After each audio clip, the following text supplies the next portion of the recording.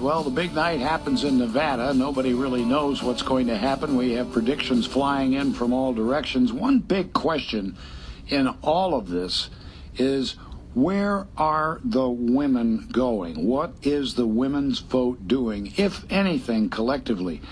Georgatos is a radio talk host. She's a frequent Fox News radio national political analyst. She's an attorney. She's a political strategist. She's an author.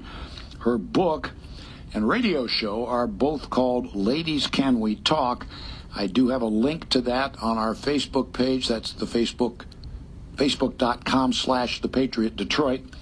And she broadcasts on AM 660 The Answer in the Dallas area. And she joins us now. Debbie, good to talk to you again. Hello, nice to talk with you. Are we looking at Nevada as anything important? I mean, Marco Rubio isn't going to stick around for the result.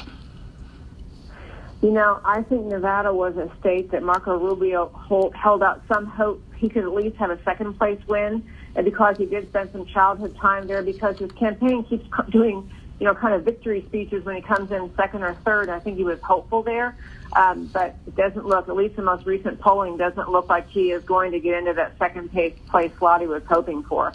And it would have been a really good thing for his campaign to have one time. Well, certainly to come in first would be better, but even to come in second would have been great for him. So what recent reliable poll do you have that kind of gives a window into what's going to happen tonight? Donald Trump is way up, and Cruz is at 23. Trump is at 39, Cruz 23, Rubio 19. Rubio had a long way to go, and he has been very harshly on the attack against Ted Cruz, and obviously hopes to overtake him. But I don't think they have any exit polling yet from today's actual vote. Debbie, I'm not trying to be sexist here, and please understand that I'm not, but when the female voters that you've come in contact with, when they're speaking honestly, how do they view Donald Trump? I'm actually very glad you asked that, and it's a really odd thing. This election cycle may be the time that we do a break from the past where we have women tending to be voting more liberally, women tend to vote Democrat, which is one reason I talk to women about trying to encourage them to vote for conservative solutions. I think there are a lot of conservative women who are really thinkers, and when you look at what Donald Trump stands for, and where his actual policies are, or failure to spell out his policies are, I think a lot of conservative women are turned off by that. Honestly, they are security voters. They like the idea of him talking tough about the border, but I don't think serious voters are drawn to him, male or female, because they aren't really sure what he'll do. And I do not hear women clamoring toward, at all, on the conservative side, clamoring for Donald Trump. So what do you attribute this string of victories, that's all you can call it, with Trump? I think, and I am right with all the voters who feel this way, that people are, on the GOP, the primary voting base, are very concerned about the direction of the country, and they're concerned about President Obama's, path, but they're equally concerned with the GOP in Washington, the leadership that, after a majority was given to the GOP in the U.S. Senate in 2014, and people anticipated the Senate, and the basic message to the GOP was, stop this man, stop President Obama's agenda, and the GOP leadership will not do it on any serious issue. So I think that the voter anger is justified, and so when you hear a candidate like Donald Trump come out and say, we're going to actually fix the border situation, we're going to stop the influx of dangerous people coming over our border, we're going to stop bringing people here who may commit another San Bernardino, people relate to that and they appreciate that, and so I think he has the outsider. We're going to stand up like the GOP doesn't do. But I still think, and I may be in the minority now, but I think as people get closer to Election Day, they want to hear. So that's why people are drawn to him. And they love the outsider part, and they frankly love the self-funding part. Well, no one else can compete as a self-funder. But when you really look at the anger and what people want solved, I think that there needs to be pressure on Donald Trump, and he needs to begin doing the actual enunciating, what would I do? Because I think the greatest fear, in fact, I had women calling into my show last week saying this, I don't know what side of the bed Donald Trump will wake up on. I don't know what he'll do day to day. I don't even know if he'll campaign for Democrats. bringing along the coattails in this election. I don't know who he is. And I think people feel that way about him. We're talking with Debbie Georgatos, and Debbie is a radio talk host and author. She is from Texas. She broadcasts on AM 660, The Answer. And we're talking about tonight's caucus, if you will. The people in Nevada don't seem to be too used to this whole process. The numbers look really dismal as far as what they're expecting as turnout.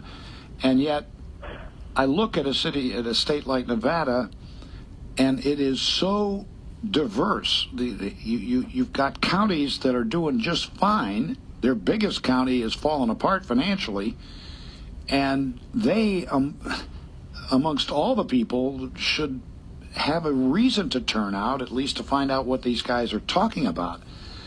And I don't know, do you agree with me on that these folks have a lot to lose if they don't come out, and it just doesn't look like they're going to?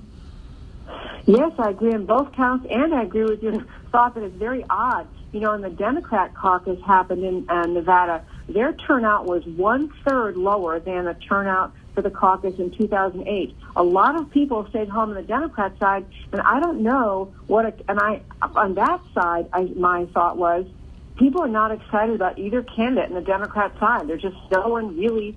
There are a lot of people sitting home saying, "I'm just a, main, hardworking, blue-collar person, Democrat voter. I don't want a socialist, and I don't trust Hillary, and I'm staying home." But I don't know why there'd be such a low turnout on the GOP side. I think that'd be. It is inexplicable because in South Carolina there was a great turnout for the GOP primary there. So I think it is odd, too. I agree. Debbie's website is ladiescanwetalk.com. It's posted at our Facebook page, facebook.com/thepatriotdetroit. And a lot of interesting things that she talks about there. And this one I'm a little hesitant to bring up because it's going to get complicated. But, Debbie, you and I both know, we're both old enough to have been through enough elections and watched the Republican establishment.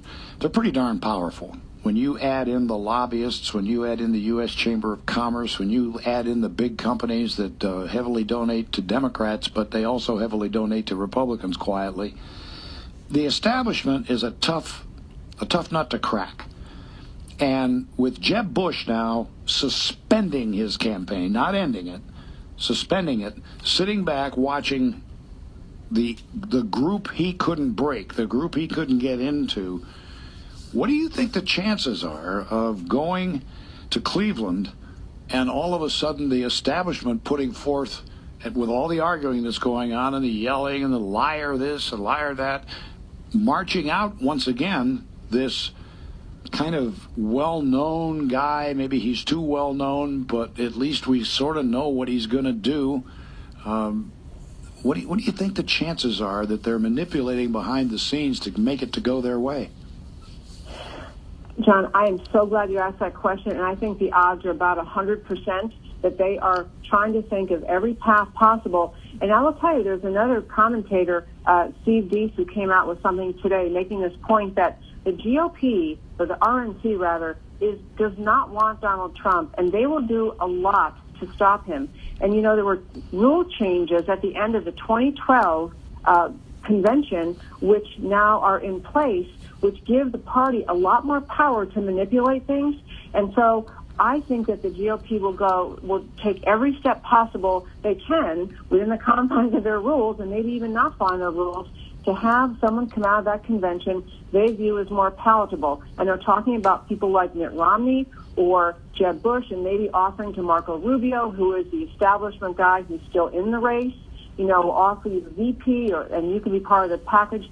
I really think that and I will tell you, if that is what occurs, the GOP base is already frustrated. It's why they're voting for, and even Ted Cruz. I will say, I count Ted Cruz in the outsider category, even though he sits in the United States Senate, because he's disliked in the Senate, not because he's a mean or bad guy, but because he tries to stop all the GOP shenanigans that are, part and parcel of being in Washington. And so he's kind of an outsider, and the GOP, are equally opposed to him. So I think it's very likely that they will try to pull something like that, and I think that would be almost a death knell. I know that sounds drastic to say, but there are enough GOP voters who keep saying, we're trying to make you listen. You don't listen.